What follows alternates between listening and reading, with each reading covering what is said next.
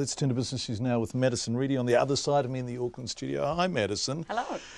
Fonterra, interim chief executive. The notes here say taking a good hard look at itself. It is. It's going to take a good hard look in the mirror.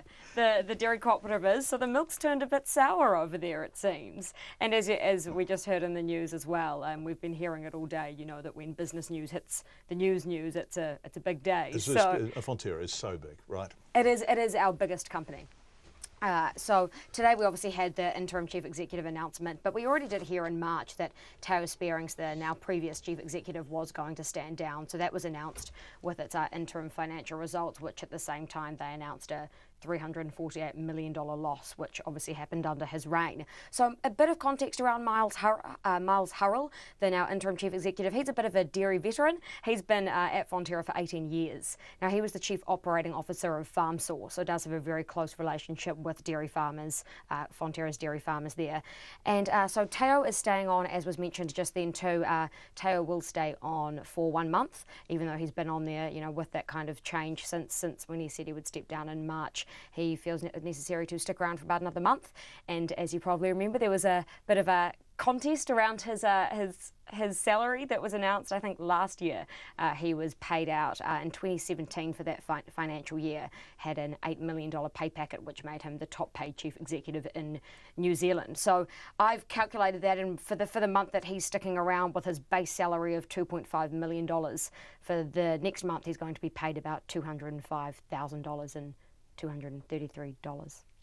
That's just base, right? That's just what goes into the bank account every fortnight. Exactly. Nice work if you can get it, Madison. And while he's been there has been obviously a lot that's happened that has led to this as well. So recently we had the chairman stand down, and that was because of the company said a health scare. But shareholders were up in arms again about that because they didn't actually really know that he was sick. So they were all surprised when he stood down. And then obviously last week it went into a trading halt, reviewing its earnings. So there actually wasn't too much damage from that. But you know, when I said it was, we may have miscalculated here, that made people kind of question, you know, well, who's counting the beans? And obviously, as I mentioned, that half-year loss, and most of that was due to a $160 million payout to that French food company, Danone, and then they also had a $405 million write-down from its pretty bad investment in that Chinese dairy company, Being Mate, and that has actually been put on kind of Teo Spearings' shoulders too, because he was obviously the one that led that investment into Being Mate, and it lost money for about 2 consecutive years, and they stuck with it. He didn't pull out of it, so that was a kind of put on him that responsibility there. And also under his reign, he's been there since 2011, was the botulism scare.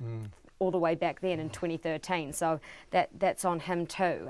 The company did release a statement today, and that's where we kind of realised it was about to take a hard look at itself. And we've obviously already had the company executives say that they will today too. What they said was that it's important that we give ourselves the time to take stock of where we are as a cooperative, breathe some fresh air into the business, then determine any changes that are needed. And they're saying that the appointment of the new CEO is the next big critical decision. Did they send out a statement saying they're going to breathe some fresh air into the business? Breathe some fresh air.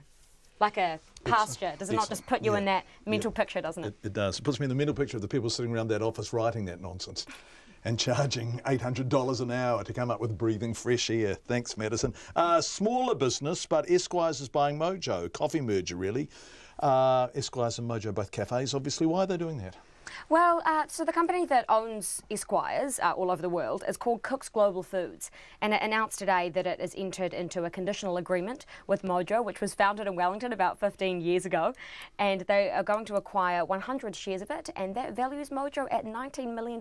So one can say small business, but you know, not too small. So Mojo has 36 cafes across Wellington and Auckland. As you probably know, most of them are in Wellington. I mean, there's some Mojo cafes only steps away from each other, and it's definitely a Wellington-centric thing. It was founded down there, and being an Aucklander, you know, I don't know all too much about Mojo, but there's a good one not very far away from here at all. Is there? Yeah, nice stuff. I've certainly seen a lot more Esquires. Yeah. Right, what happened on the markets today? On the markets today, the NZX Top 50 index rose 16 points, so that's nearly 0.2% to close at 8987. The New Zealand dollar is buying at 65.6 US cents, 90.9 to the Australian, and 51.6 British pence. And Fonterra's fund rose about 1% actually on that news of the new chief executive today, so that's up 5 cents to a share price of $4.85. Madison Reedy, who could do Fonterra for Mastermind by the sound of things. Thank you very much indeed, Madison. We appreciate it.